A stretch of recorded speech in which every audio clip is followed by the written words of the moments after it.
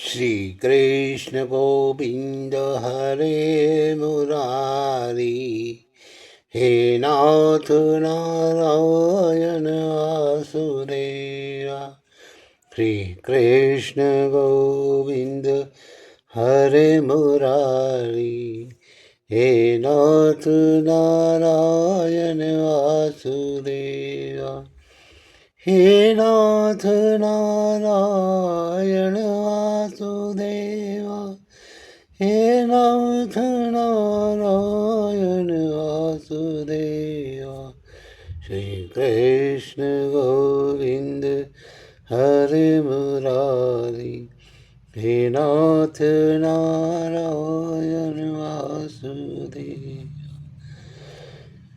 बोलिए श्री विष्णु भगवान की जय। अब आप श्रीमद् महाभागवत पुराण 7वां स्कंद के नरसिंह भगवान का हिरण्यकश्यपु को मारना, इसकी कथा सुनिए तो शुकदेव जी का जय विजय की कथा का भी वर्णन करना। तो राजा परीक्षित इतनी कथा सुनकर बोले कि हे शुकदेव स्वामी, परमेश्वर के निकट दैत्य और देवता बराबर हैं, फिर क्यों नारायण जी देवताओं की सहायता करके दैत्यों को मारते हैं? इस बात का मुझे निर्गुण के गुणों में संदेह है, सो मेरा संदेह दूर कर दीजिए। जिस तरह किसी के 2 पुत्र हों, वे दोनों पर समान प्रीति रखता है, उसी तरह देवता व दैत्य परमेश्वर की इच्छा से पैदा हुए हैं। दोनों एक समान हैं, किस कारण नारायण जी देवताओं पर दया करते और दैत्यों का वध करते हैं। ये बात सुनकर के सुखदेव जी बोले कि हे राजन, तुमने ये बड़ी ही अच्छी बात भगवान की भक्ति बढ़ाने वाली पूछी है। जो कथा मैंने नारद आदि ऋषिवरों से सुनी थी, वे मैं तुमसे कहता हूँ, आप ध्यान से सुनो। परमेश्वर जो है, निर्गुण रूप को सबसे न्यारा समझना चाहिए और उनकी माया से 3 गुण, सतोगुण, रजोगुण, तमोगुण पैदा हुए हैं।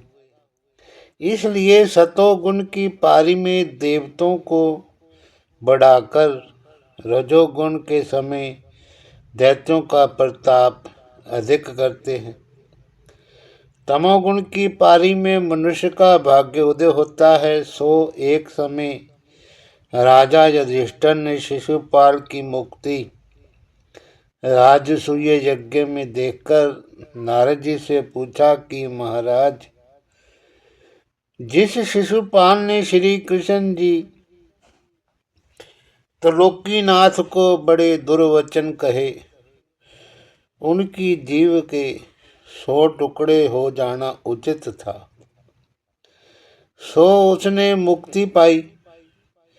ये बड़े आश्चर्य की बात है। तब नारद मुनि बोले कि हे राजन, परमेश्वर सबको एक सा ही जानते हैं। जो मनुष्य अपना मन, काम, क्रोध, लोभ, मोह किसी प्रकार से भी उनमें लगावें और उन्हीं का रूप, रस इस तरह हो जाता है कि जिस तरह भृंगी कीड़े को देखने से दूसरे कीड़े उसी का रूप हो जाते हैं।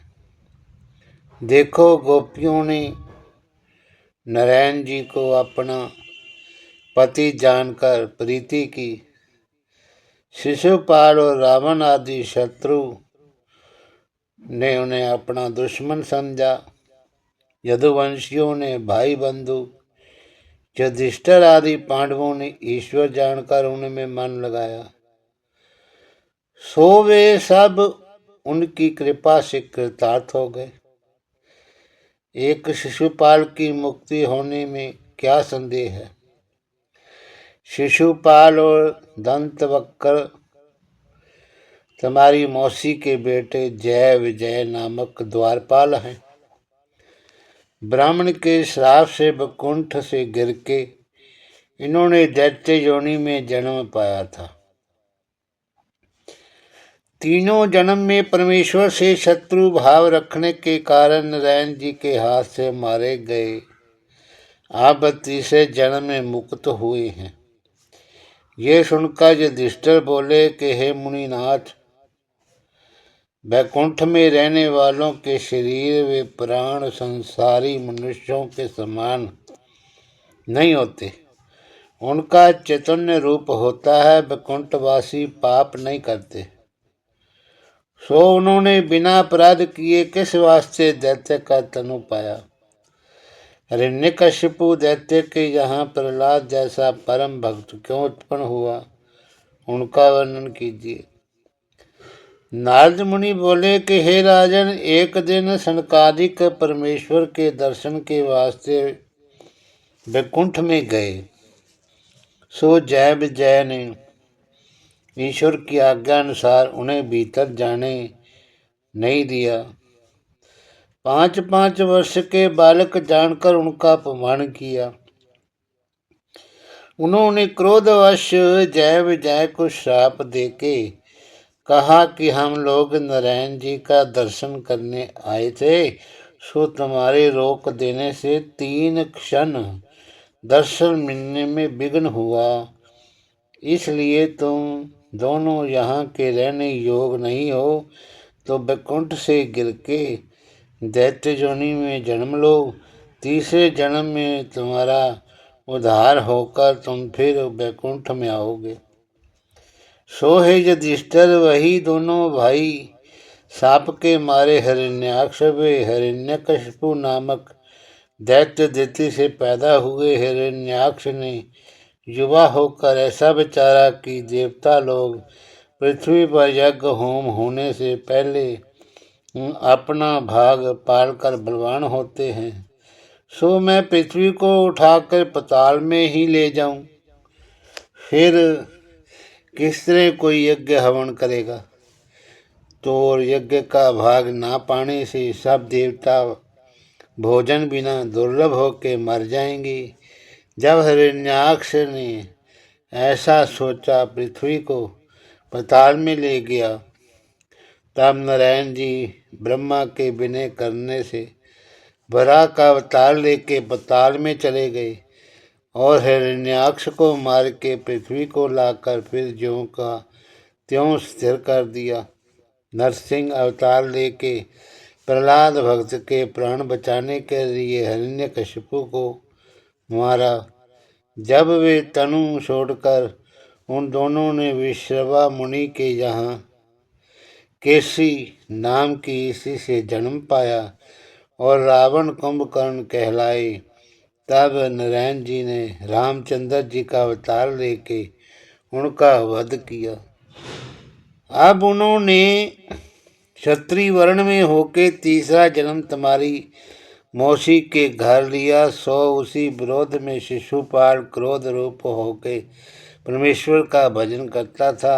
अब श्री कृष्ण ने सुदर्शन चक्र से मारकर उसे मुक्त कर दिया। वे दोनों भाई शिशुपाल व दंतवक्र श्याम सुंदर के हाथ से मारे जाकर फिर वैकुंठ में अपने स्थान पे पहुंचे। इतनी कथा सुनकर युधिष्ठिर ने नारद मुनि से पूछा कि हे महाराज,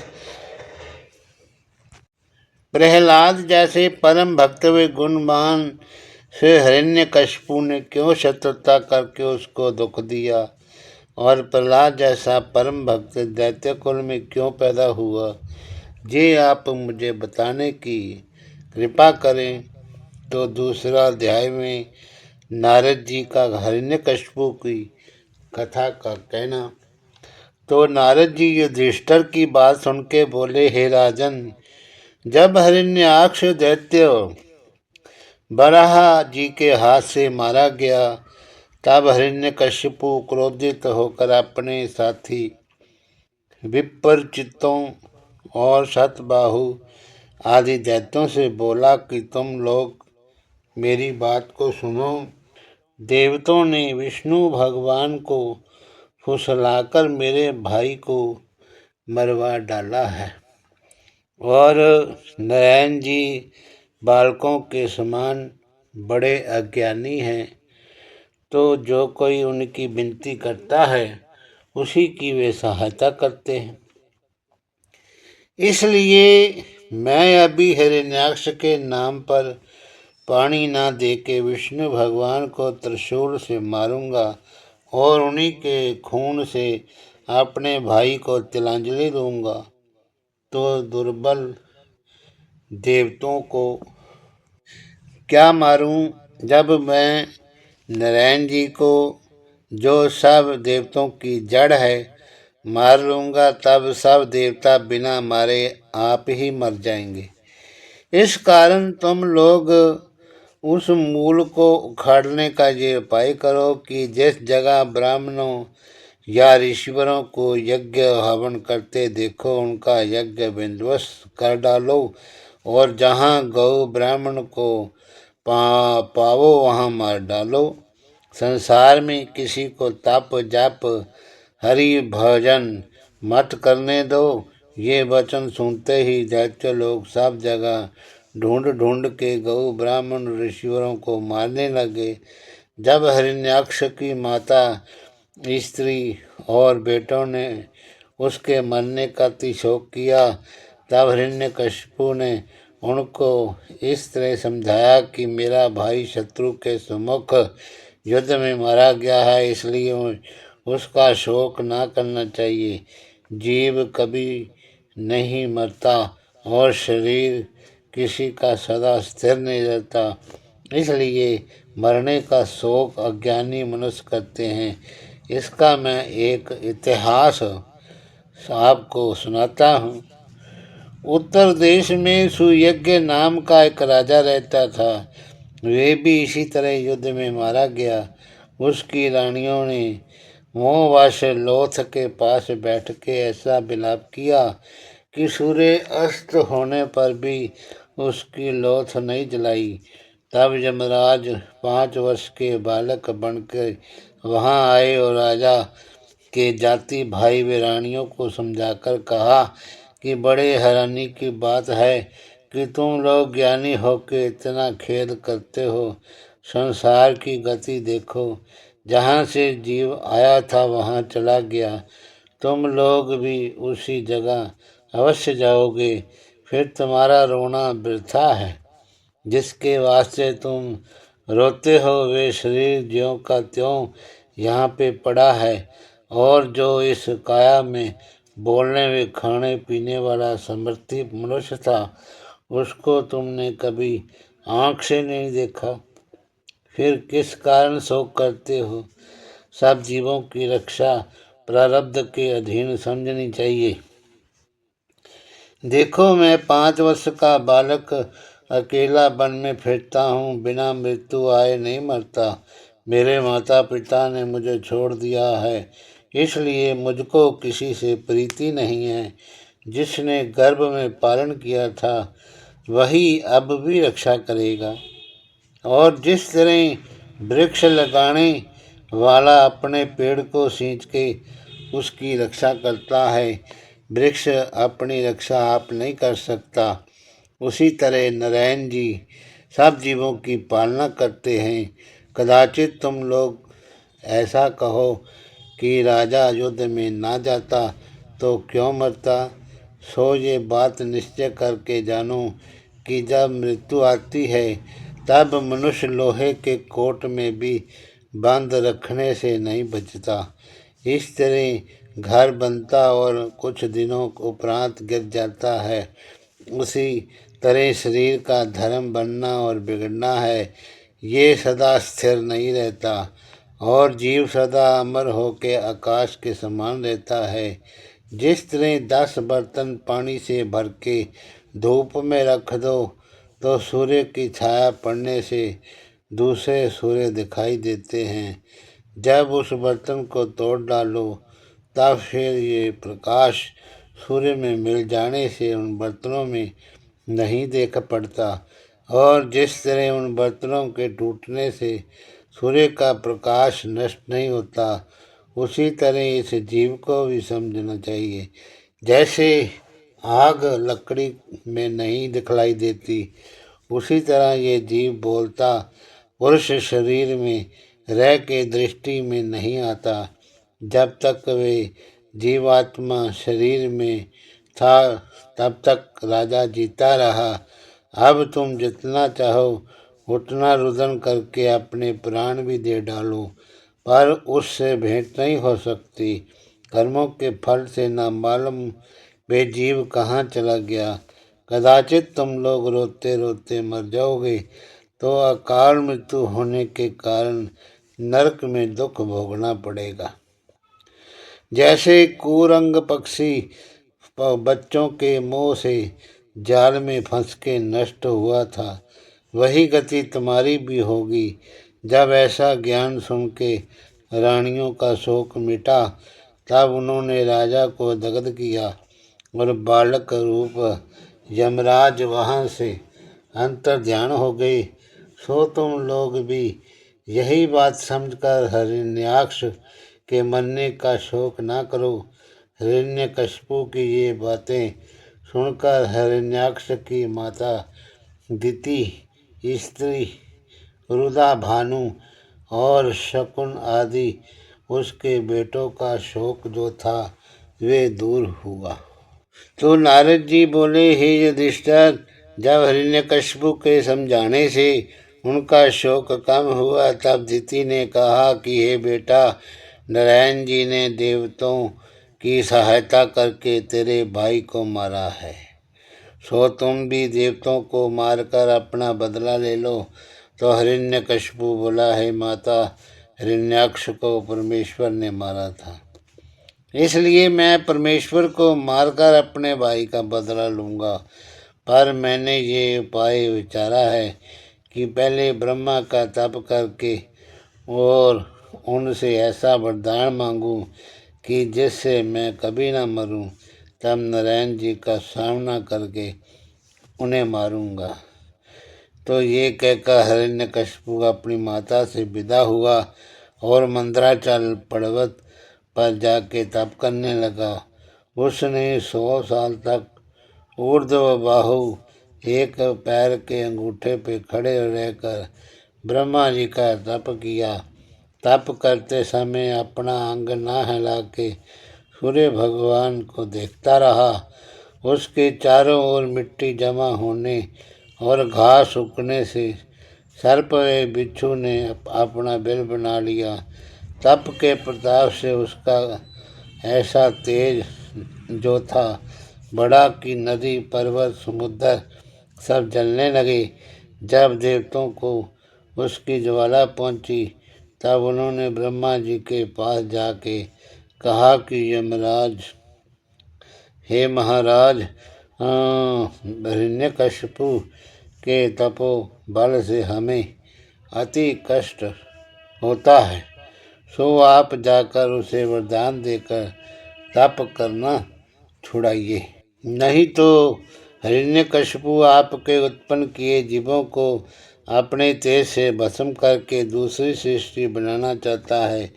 देवताओं का ये वचन सुनकर ब्रह्मा जी भृगु आदि ऋषिवरों को सांस लेकर हिरण्यकशिपु के पास गए और उसका तेज देखकर ब्रह्मा जी ने कहा, हे कश्यप नंदन, तूने बड़ा भारी तप करके मुझे अति प्रसन्न किया है, तो ऐसा दूसरे से नहीं हो सकता। और जो 100 वर्षों तक बिना अन्न जल किए जीता रहे, अब तुझे जिस वरदान की इच्छा हो सो मांगो।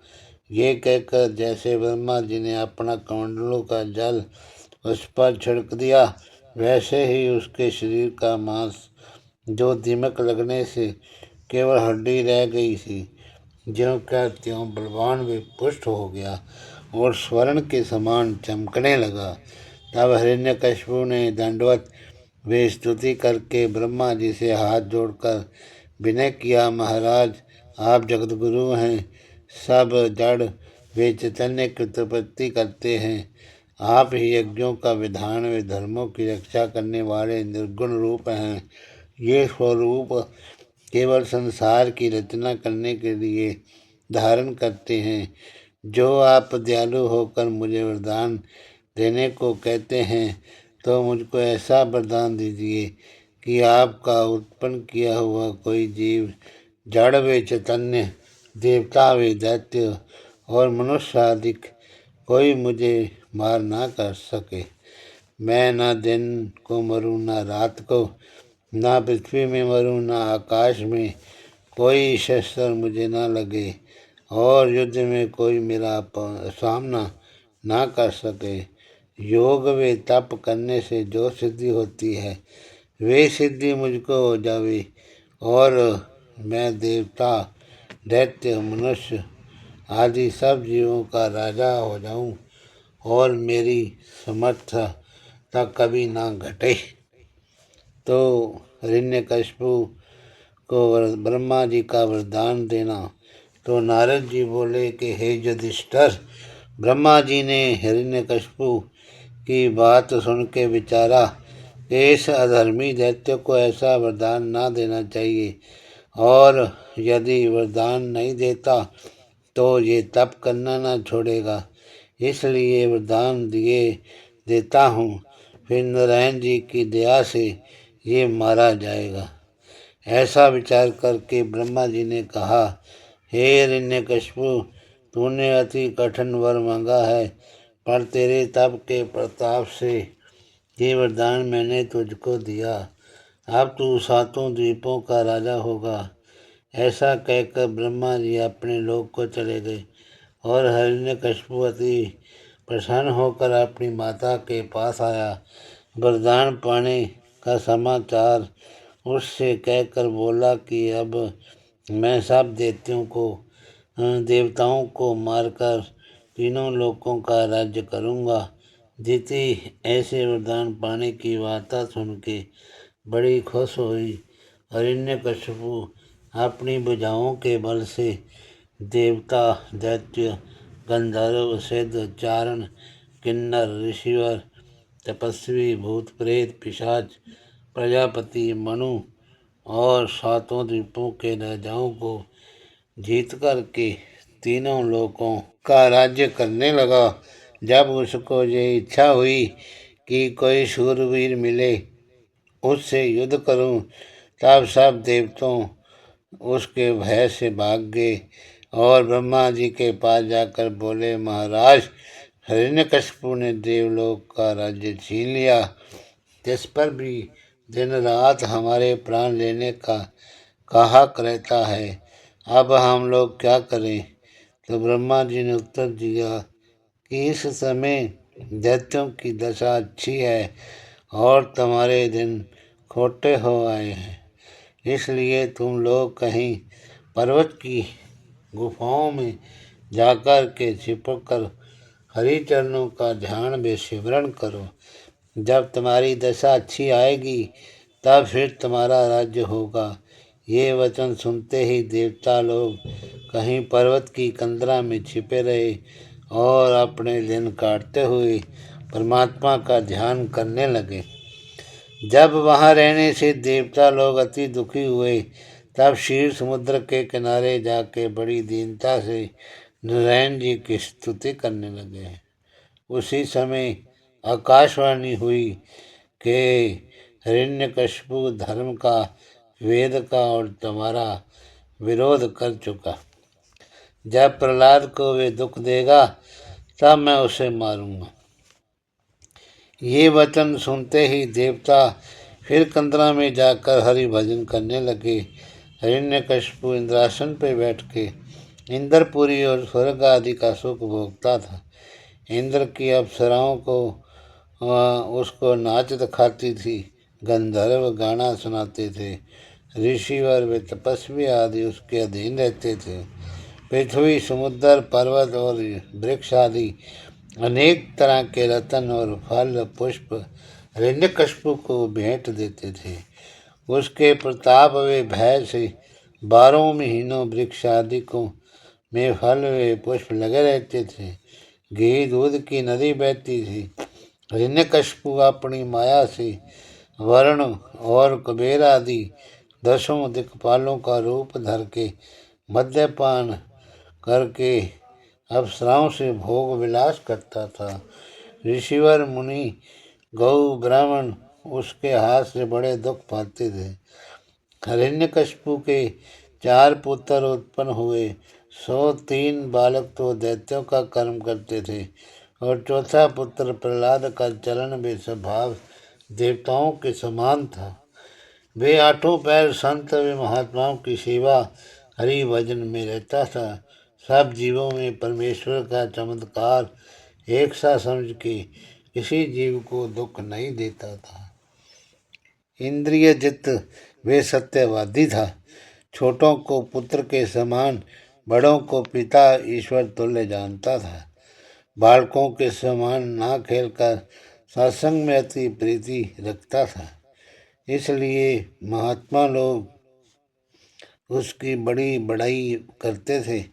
ऐसे पुत्र से हिरण्यकशिपु का विरोध हो गया। इतनी कथा सुन के युधिष्ठिर ने पूछा कि हे मुनिनाथ, पूत कपूत होते हैं, पर माता पिता अपने बेटे को अन्न भला नहीं चाहते। इस विपरीत का कारण बतलाइए। तो हिरण्यकशिपु का प्रहलाद को पढ़ने के लिए बैठाना। तो नारद जी ने कहा कि हे युधिष्ठिर, शुक्राचार्य के पुत्र संडा और मर्क हिरण्यकशिपु व दैत्यों के लड़कों को पढ़ाया करते थे। जब प्रहलाद 5 साल का हुआ तब हिरण्यकशिपु ने उसे उनको सौंपकर कहा कि हमने तुम्हारे पिता से पढ़ा था, प्रहलाद को तुम हमारा धर्म सिखलाओ। जब प्रहलाद वहाँ और लड़कों के साथ पढ़ने लगा तब संडा और मर्क ने हिरण्यकशिपु को आज्ञानुसार प्रहलाद से कहा कि तू हिरण्यकशिपु का नाम जपा कर। जब प्रहलाद ने गुरु के समझाने और डांटने पर भी राम व नारायण व विष्णु का नाम लेने के सिवा हिरण्यकशिपु का नाम मुख से नहीं लिया, तब गुरु ने उसके पिता के पास जाकर सारा वृत्तांत कह दिया। इसलिए हिरण्यकशिपु ने एक दिन प्रहलाद को अपनी गोद में बिठाया और पूछा कि हे बेटा, तुमने अपने गुरु से आज तक जो पढ़ा है वे हमें सुनाओ। तो प्रहलाद बोला, हे पिता, मैंने राम नाम के सिवा जिनकी चर्चा वे भजन 8 पैर करना चाहिए और कुछ नहीं पढ़ा है। मेरे जान में साधु व महात्माओं का सत्संग उत्तम है। मैं परमेश्वर की नवदा भक्ति अच्छी तरह जानता हूँ। वे नवदा भक्ति इस प्रकार है: श्रवण, परमेश्वर की कथा सुनना और कीर्तन, ईश्वर का गुणानुवाद वर्णन करना, स्मरण, भगवान का नाम जपना, पाद सेवन, नारायण के चरणों की पूजा करना, अर्चन, ठाकुर की मूर्ति को विधिपूर्वक भोग लगाना, बंधन, परमेश्वर को बारंबार दंडवत करना और दास्य, ईश्वर की भक्ति रख के भजन गाना, सख्य, परमेश्वर से मित्रता प्रेम रखना, आत्म निवेदन, अपना तन मन धन सब भगवान को अर्पण करके साधु संत महात्माओं की संगत सेवा करना। सब वेद शास्त्र का सार यही है जो हमने तुमसे कहा। गृहस्थी में रहने से दुख के सिवा सुख नहीं होता। वन में जाके हरि भजन करना सब बातों से उत्तम समझना चाहिए। प्रहलाद की बातें सुनते ही हिरण्यकशिपु क्रोधित होकर बोला, है मूर्ख, तू नहीं जानता कि नारायण में वराह अवतार धर के मेरे भाई हिरण्याक्ष को मार डाला था।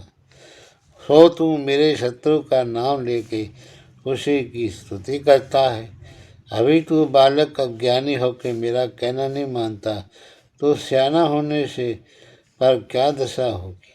हे बेटा, अपना धर्म छोड़कर दूसरों का धर्म करता है जो, और बालकों को साधु संत की संगति करना जो है अच्छा नहीं होता। इसलिए तुम साधु वैरागियों का कहना न मान के अपने गुरुवर की आज्ञा मानो। ये सुनकर जो था वे प्रहलाद ने कहा कि मैं उस परमेश्वर को नमस्कार करता हूँ। उनकी माया से तुम अपने वे दूसरों में भेद जानते हो। ईश्वर की कृपा व दया के बिना किसी को ज्ञान नहीं मिलता। जो कोई शास्त्र पढ़कर परमेश्वर में भक्ति ना रखता हो, उसका पढ़ना फिजूल है।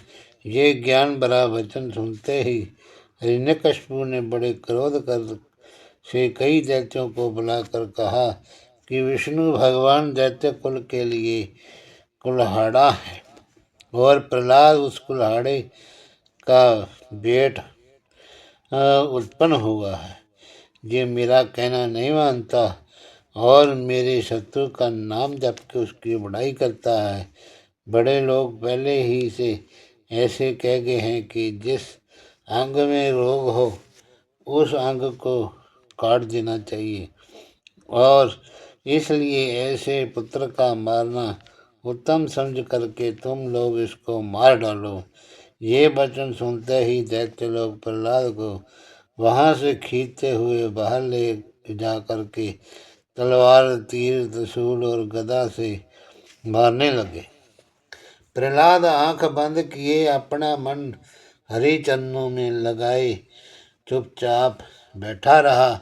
जब परमेश्वर की दया से किसी शस्त्र का घाव प्रहलाद के अंग में नहीं लगा, तब उन दैत्यों ने प्रहलाद को ऊपर से पर्वत में ले जा करके नीचे ढकेल दिया, जिस पर भी उसके शरीर में कोई चोट नहीं लगी। फिर दैत्यों ने प्रहलाद को बहुत लकड़ियों के मध्य में बिठा के आग लगा दिया। जब सब लकड़ी जलकर भस्म हो गई, तो श्याम सुंदर की कृपा से प्रहलाद ज्यों का त्यों नारायण जी के ध्यान में मगन बैठा रहा।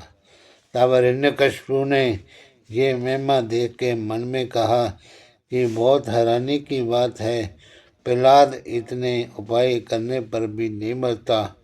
अब मैंने प्रहलाद से अधिक शत्रुता उत्पन्न की, इसलिए तो नारायण जी उसकी रक्षा करने के लिए अवश्य आएंगे, तब उनको मारकर हिरण्याक्ष का बदला लूँगा। ऐसा विचार करके हिरण्यकशिपु ने संडा व मर्क से कहा कि हमने प्रहलाद को बहुत दंड दिया है, अब तुम्हारी आज्ञा अनुसार पड़ेगा। ये बात सुनते प्रहलाद ने प्रसन्न होकर मन में कहा कि अब मैं पाठशाला के बालकों को ज्ञान सिखलाऊंगा। गुरु हिरण्यकशिपु को आज्ञा से फिर प्रहलाद को पाठशाला में ले आया और उनसे बोला, है प्रहलाद, तुझे वन में जाकर हरि भजन करने का किसी ने उपदेश दिया है, या तूने अपने मन से ये बात कही थी? प्रहलाद ने उत्तर दिया, हे गुरु जी, जो लोग माया रूपी गृहस्थी के अंधेरे कुएं में पड़े रहकर परमेश्वर से विमुख हैं, उनको ज्ञान प्राप्त ना होके हरि चरणों की भक्ति नहीं मिलती। उन्हें गधे, कुत्ते आदि पशु के समान समझना चाहिए। जब तक संसारी मनुष्य संत महात्मा के चरणों में अपना सिर रख के उनकी सेवा मनसा वाचा कर्मणा नहीं करता और परमेश्वर की कथा कीर्तन नहीं सुनता, तब तक उसको ज्ञान नहीं मिलता। परमेश्वर की दया व कृपा से ज्ञान मिलना बड़ा ही मुश्किल है। मैंने श्याम सुंदर की दया से ज्ञान पाकर ये बात कही थी। इतनी कथा सुनकर नारद मुनि बोले, हे युधिष्ठिर, देखो संडा व मर्क महात्मा शुक्राचार्य के पुत्र ज्ञानी वे पंडित थे। दैत्यों की संगति करने और उनका अन्न खाने से नारायण जी की महिमा को भूल गए थे।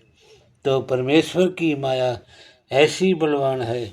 जब तक गुरु पाठशाला में बैठे थे तब तक प्रहलाद मन में ये विचार करता था कि जब गुरु यहाँ से उठकर कहीं बाहर जावें तब मैं पाठशाला के सब बालकों को ज्ञान सिखलाऊं।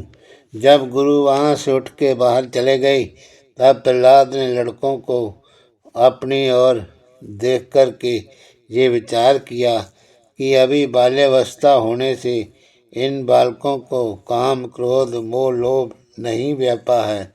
इस समय इनको समझाना जो है ठीक रहेगा।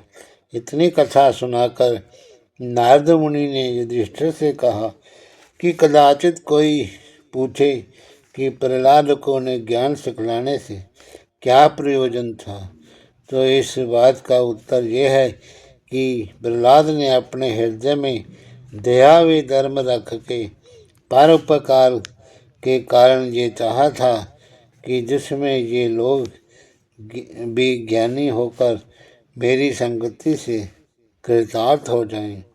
ये विचार करके जब प्रहलाद ने लड़कों को अपने पास बुलाया तब सब लड़के जो थे उसे राजकुमार जानकर उसके निकट चले आए।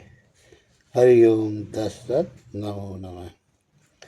श्री कृष्ण गोविंद हरे मुरारी, हे नाथ नारायण वासुदेवा। श्री कृष्ण गोविंद हरे मुरारी, हे नाथ नारायण वासुदेवा। हे नाथ नारायण वासुदेवा, हे नाथ नारायण वासुदेव। हे नाथ नारायण वासुदेवा, हे नाथ नारायण वासुदेवा। श्री कृष्ण गोविंद हरे मुरारी, हे नाथ नारायण वासुदेवा। हे नाथ नारायण वासुदेवा, हे नाथ नारायण वासुदेवा।